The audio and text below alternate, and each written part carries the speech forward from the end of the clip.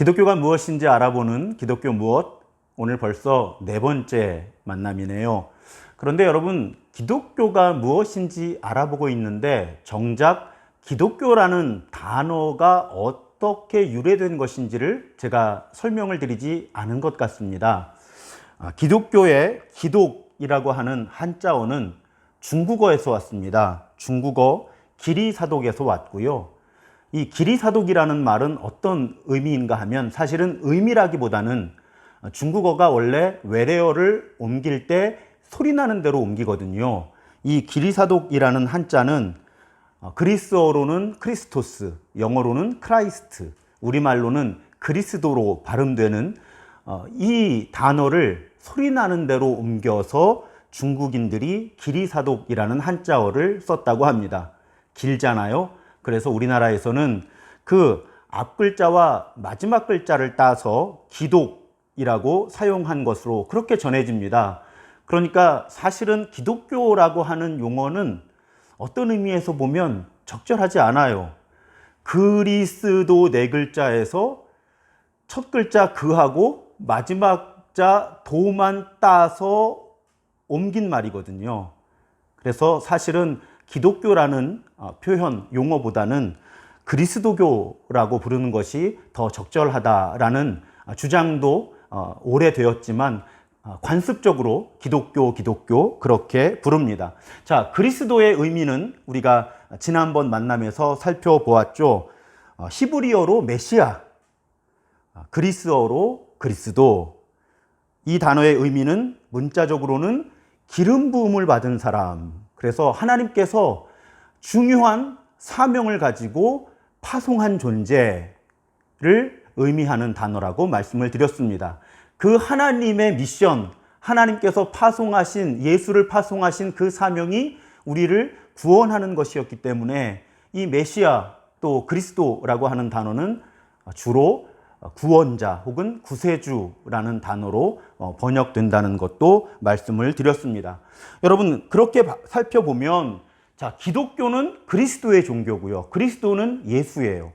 그러니까 기독교라고 하는 단어는 결국 예수의 종교라고 하는 의미가 됩니다. 그렇다면 기독교인은 우리가 크리스천이라고 영어로 부르는 사람들은 그리스도의 사람들이죠. 곧 예수의 사람들이라는 의미가 됩니다. 오늘은 기독교인, 크리스천이라고 불리는 사람들이 어떤 사람들이 되어야 하는지, 본래 어떤 사람들로 부르심을 입은 것인지 그 의미를 탐구해 보려고 합니다. 기독교인들이 예수의 사람들이란 의미는 지난번 나눔과 연결해서 생각해 보면 그 의미가 분명해집니다. 자, 기독교인, 그리스도인, 크리스천이라고 불리는 사람들은 자, 예수의 사람들이에요. 그런 사람들은 예수를 아는 사람들입니다. 예수가 하나님이 사람이 되신 분이다. 참 하나님이요, 참 사람이시다 하는 것을 아는 사람들이에요. 그리고 예수를 믿는 사람들입니다. 예수가 자신의 그리스도, 구원자, 또한 자신의 주님이라고 고백하는 사람들이에요. 거기에 머물지 않죠. 예수의 사람들은 그 예수를 따라가며 닮고 닮아가며 따라가는 그런 사람들이에요. 예수를 알고 믿고 닮아가며 따라 사는 사람들, 바로 그런 사람들이 예수의 사람들입니다. 이런 사람들이 크리스천이에요. 기독교인입니다. 그러면 그런 사람들의 삶의 특징을 한마디로 규정하면 무엇일까? 성경 전체를 관통하는 하나의 개념은 사랑이에요. 사랑. 성경은 하나님이 사랑이시다 이렇게 표현하거든요. 하나님은 사랑하신다가 아니고요. 하나님 존재 자체가 사랑이시다 이렇게 성경은 하나님을 규정합니다. 예수도 하나님이시잖아요. 그러니까 예수를 닮아가고 예수를 따라 사는 사람들은 사랑하며 사는 사람들인 거예요. 그리고 그 사랑을 둘로 크게 구분하면 하나님을 향한 사랑과 이웃, 다른 사람, 오늘날의 개념으로 하면 모든 생태계를 사랑하며 사는 그런 사람들이 바로 크리스천입니다. 예수 자신이 그렇게 정리를 해주셨어요. 여기서 질문을 하나 드리겠습니다. 자, 예수는 하나님을 예배하는 것과 다른 사람과 화해하는 것 가운데 어디에 우선순위가 있다고 가르치셨을까요? 여러분 어떻게 생각하세요? 자, 굳이 우선순위를 정해야 하는 거예요, 지금. 하나님을 예배하는 것과 다른 사람과 화해하는 것. 이 질문에 대해 예수께서는 신약성서 마태복음 5장에서 분명하게 말씀하십니다. 그러므로 네가 제단에 제물을 드리려고 하다가 네 형제나 자매가 너에게 어떤 원한을 품고 있다는 생각이 나거든 너는 그 제물을 제단 앞에 놓아두고 먼저 가서 내 형제나 자매와 화해하여라. 그런 다음에 돌아와서 제물을 드려라. 자, 조금 설명이 필요하겠죠? 예수 시대에 제단에 제물을 드리는 것은 곧 우리 시대의 예배라고 할 수 있습니다. 그런데 예수께서는 예배보다 먼저 화해하라고 말씀하고 있는 거예요. 화해한 다음에 와서 예배를 드리라고 말씀하고 있는 것입니다. 제가 처음에 이 가르침을 접했을 때 궁금했어요. 제가 지난주에 설명드렸던 것처럼요. 예수는 눈에 보이는 하나님으로 이 땅에 오신 거예요. 그러면 구약 성경 어딘가에도 예수의 이 가르침, 먼저 가서 화해하고 그런 다음에 예배를 드리라고 하는 이 가르침과 맥을 같이 하는 하나님의 말씀이 있지 않을까? 그래서 제가 구약 성경을 찾아보았는데요. 구약에도 그런 가르침이 있더라고요. 구약 시대에 하나님의 백성들이 하나님께 제사, 제물을 드리는 경우 가운데 속건제라고 하는 제사가 있었습니다. 이 속건제는 특별히 다른 사람에게 어떤 손해를 입혔을 때 그 죄의 문제를 하나님 앞에서 용서받고 종교적인 깨끗함을 회복하기 위해 드리는 제사였어요. 그런데 다른 제사의 경우에는 내가 내 죄의 문제를 해결하고 싶으면 하나님께 용서받고 싶으면 다시 깨끗한 존재가 되고 싶으면 제물을 가지고 동물이라고 말씀드렸죠. 보통 그 제물을 가지고 제사장에게 가서 제사를 드려달라고 하면 되었습니다. 그런데 이 속건제의 경우에는 내가 다른 사람에게 손해를 입혔어요. 그래서 그 죄의 문제를 해결하고 싶어서 적절한 제물을 가지고 제사장에게 가서 제사를 드려달라고 하면 제사장이 제사를 드릴 수 없었습니다. 왜 그랬는가 하면 선행하는 조건이 필요했기 때문이에요. 그 선행하는 조건이 무엇이었는가 하면요. 내가 손해를 입혔다고 말씀드렸잖아요. 내가 손해를 입힌 사람에게 가서 자신이 입힌 손해에 20%를 더해서 손해를 배상해 주는 절차가 필요했습니다. 내가 100만 원의 손해를 입혔다면 120만 원을 가지고 가서 갚아줘야 하는 거예요. 그래서 이 사람과 화해를 먼저 이루어야 하는 겁니다. 그리고 돌아와서 적절한 재물을 가지고 제사장에게 가서 내가 누군가에게 손해를 입혔는데 5분의 1, 20%를 더해서 손해를 배상하고 화해했습니다.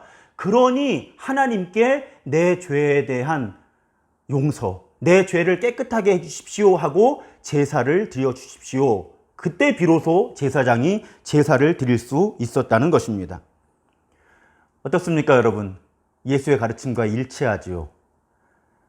먼저 가서 화해하고 그리고 와서 제물을 드려라.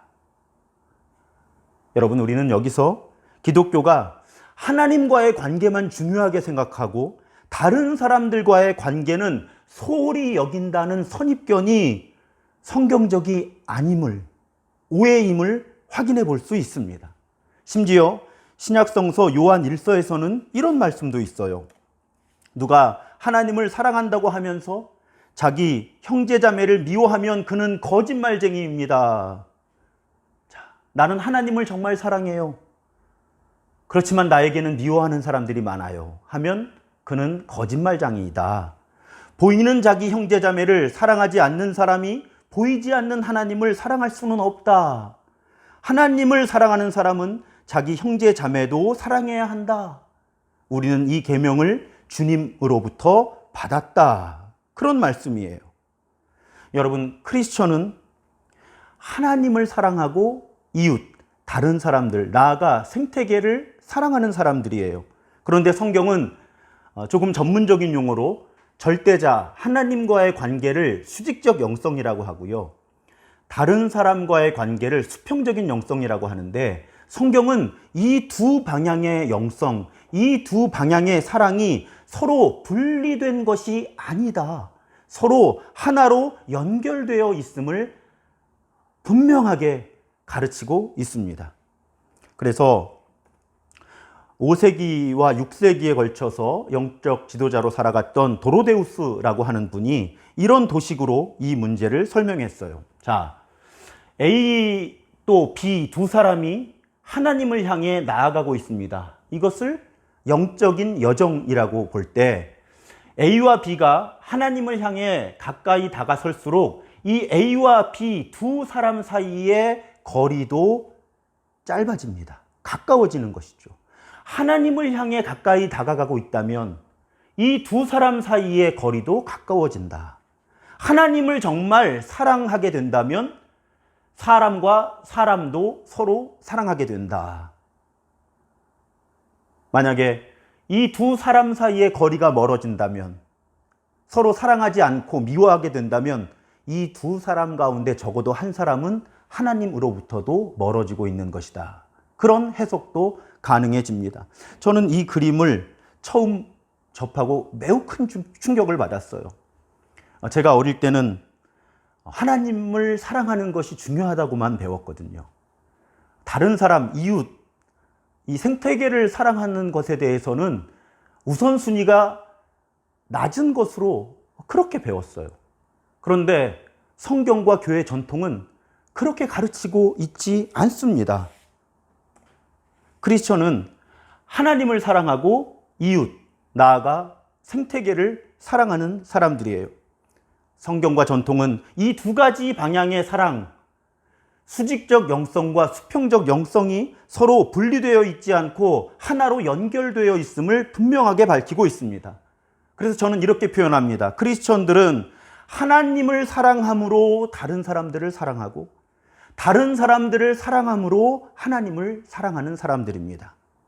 자, 여기에 한 가지 차원이 더 필요합니다. 자, 하나님을 사랑하는 수직적 영성, 이웃, 다른 사람들, 생태계를 사랑하는 수평적 영성에 한 가지 차원을 더해야 하는데 그것은 자신을 사랑하는 것, 자신을 이해하는 것입니다. 에바그리우스 폰티쿠스라고 하는 분은 4세기 영적 지도자였고요. 피터 스카지로 목사님은 이 시대에 목회하신 목사님이에요.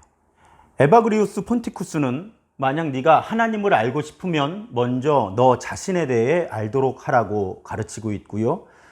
피터 스카지로는 하나님을 아는 데 있어서 가장 큰 걸림돌 가운데 하나는 자기 이해의 결핍이라고 가르치고 있습니다.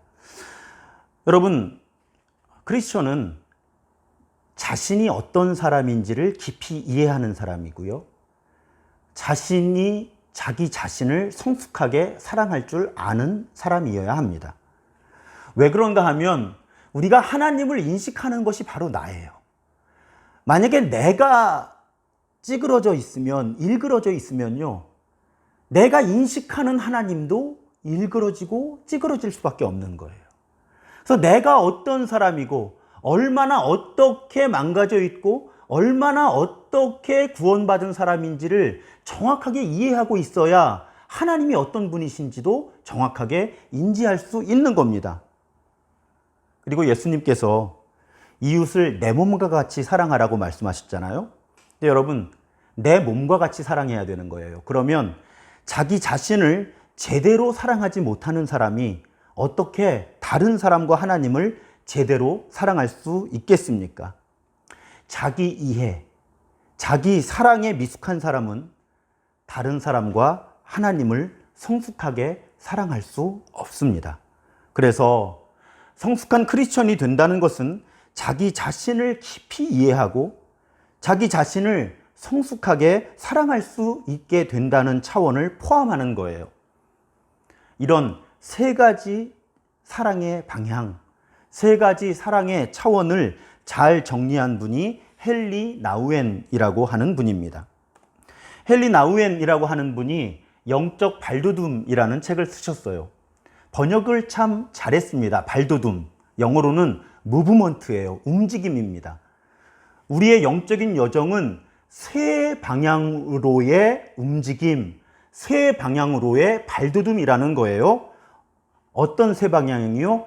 책에서 잘 정리하고 있죠. 영적인 삶이란 우리의 가장 깊숙한 자아로, 우리의 동료 인간들, 나아가 생태계로, 그리고 하나님께로 향하는 발돋움이라는 것입니다.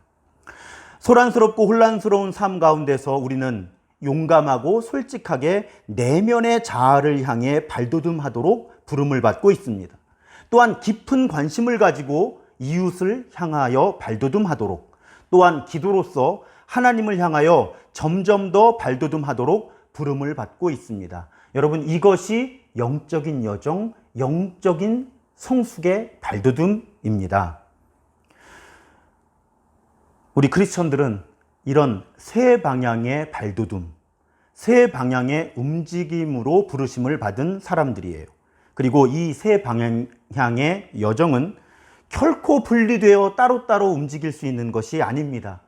하나님 사랑, 이웃 사랑, 자기 사랑은 하나로 연결되어 있는 거예요. 하나님만 사랑하고 나를 사랑할 수 없다. 사람은 사랑하지만 하나님은 사랑하지 않는다. 적어도 크리스천이라고 불리우는 사람들에게 그런 움직임은 없습니다. 이 세 방향이 모두 연결되어서 하나로 움직여 나아갑니다. 그것이 기독교가 말하는 영적인 성숙이에요. 그렇다면 이러한 영적 성숙, 영적 발돋움은 어떤 과정을 통해 가능해질까요? 기독교에서는 이러한 영적 성숙, 영적 발돋움을 가능하게 하는 과정을 영성훈련이라고 합니다. 그런데 여기 중요한 전제가 하나 있어요. 이러한 영적 성숙, 영적 발돋움을 가능하게 하는 것이 우리 자신의 힘이라기보다는 하나님의 은혜, 하나님의 은총이라고 하는 것입니다. 하나님의 은총이 우리의 영적인 성숙, 영적인 발돋움, 영적인 움직임을 시작하고 이끄는 힘이에요. 이 힘에 우리가 참여하는 것입니다. 그래서 영성훈련의 다른 이름이 은총의 수단이라고 하는 거예요. 하나님의 은총이 우리를 영적인 성장, 영적인 성숙, 영적인 발돋움을 위한 기회로 우리에게 주어지는 것입니다. 그리고 우리는 이 은총의 수단에 참여하는 거예요. 그래서 영성훈련이라고 하는 것은 우리 기독교 영성의 의미에서는 내 안에 하나님 자리를 내어드리는 것이고요. 하나님께서 나를 빚어가실 수 있도록 나를 빚어가시는 하나님의 손길에 나를 맡기는 법을 연습하는 것입니다. 내가 열심히 운동을 해서 내 근육을 키우는 그런 방향의 훈련이라기보다 기독교 영성의 영성훈련은 하나님께서 나를 깊은 자기 이해로, 내 동료들을 향한 발돋움으로, 하나님을 향한 발돋움으로 이끌어 나가려고 하시는데, 그래서 그 은총의 수단으로 하나님께서 주신 그 틀에 내가 참여하면서 우리의 영적인 성숙, 영적인 발돋움이 이루어진다고 하는 것입니다. 그럴 때 그 방법으로 여러분에게 제안하고 싶은 개념 하나가 삶의 규칙이라고 하는 개념입니다. 우리 삶에 규칙들을 정해놓고요, 그 규칙에 따라서 살아갈 때 하나님께서 우리를 영적인 성숙, 영적인 발돋움을 통해서 우리를 더욱 영적인 존재로 빚어 가신다고 하는 거예요. 쉽게 비유를 해볼까요? 자, 밀가루 반죽이 있습니다. 자, 붕어빵 틀에 부으면 붕어빵이 만들어지고요. 와플 만드는 장치에 부으면 와플이 만들어져요. 똑같은 반죽인데 틀이 무엇이냐에 따라서 다른 것이 만들어지는 거죠. 자, 똑같은 사람인데 하나님의 은총의 수단 가운데 어떤 틀에 내가 참여하느냐, 어떤 틀에 들어가느냐에 따라서 내가 다른 존재로 빚어진다고 하는 것입니다.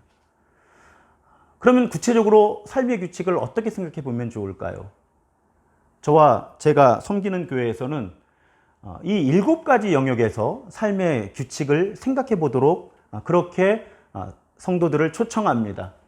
예배, 개인 경건 훈련, 교회 공동체 내적인 섬김, 또 교회 밖에서의 선교, 재정, 돈의 사용, 안식, 소그룹. 각각의 의미를 조금 자세히 살펴보겠습니다. 자, 예배. 자, 나는 어떤 예배에 참여할 것인가? 교회에 여러 예배가 있잖아요. 주일에도 예배가 있고 또 수요일에도 예배가 있고요. 또 매일 새벽마다 예배들이 있습니다. 이 예배 가운데 나는 또 요즘에는 예배당의 예배에 참여할 수도 있지만 온라인으로 참여할 수도 있잖아요. 내가 어떻게 예배에 참여할 것인가를 분별하는 것입니다. 두 번째로 개인의 영성 훈련이에요. 어떻게 내가 성경을 연구하고 기도하는 그 균형을 이루어서 경건의 훈련을 할 것인가. 세 번째로 교회 내부에서 공동체 안에서 하나님께서 주신 은사로 어떻게 섬길 것인가. 또 교회 밖에서 사회 정의와 평화, 이 생태계의 회복을 위한 하나님의 선교, 하나님의 사역에 어떻게 참여할 것인가. 나는 재정을 사용하는 데 있어서 내 소득, 또 내 자원을 어떻게 분배해서 사용할 것인가. 나는 몇 퍼센트를 헌금할 것인가, 몇 퍼센트를 이웃과 나눌 것인가, 몇 퍼센트를 어떻게 사용할 것인가를 결정해 보는 것입니다. 안식, 한국적 상황에서 중요해요. 왜냐하면 우리나라 사람들이 잘 쉬지를 못하는 그런 문화적인 압박이 있습니다. 그래서 내가 어떻게 진정한 쉼, 안식을 연습하고 누릴 것인가. 그리고 사실은 이런 모든 노력들을 혼자 할 수 있는 것이 아닙니다. 그래서 내가 내 삶을 지지해 줄, 지원해 줄 어떤 공동체를 이루고 그 공동체에 참여할 것인가, 함께 할 것인가. 그것을 또 결정하는 것입니다. 저는 우리가 매해 12월쯤 이런 영역에서 한 해를 준비할 수 있다고 생각을 합니다. 내 삶의 규칙을 만들어 보는 거예요. 그리고 1월부터 12월까지는 고민하지 말고 그냥 그 틀대로 한번 이 규칙을 지켜보는 겁니다. 그러면 이 삶의 규칙이 은총의 수단이 되어서 우리의 영적인 발돋움을 지탱해주고 지원해주게 됩니다. 오늘 나눔은 여기까지입니다. 여러분, 언제나 그렇듯이 질문이 있으시면 댓글을 남겨주시거나 저에게 이메일을 보내주시면 최선을 다해 도와드리겠습니다. 다음 만남은 이 기독교 무엇 시즌 1의 첫 번째 시즌의 마지막 만남입니다. 다음 만남에서는 교회란 무엇인가 라는 주제를 나누도록 하겠습니다. 오늘도 함께 해주셔서 대단히 감사합니다. 다음 만남에서 다시 만나 뵙겠습니다.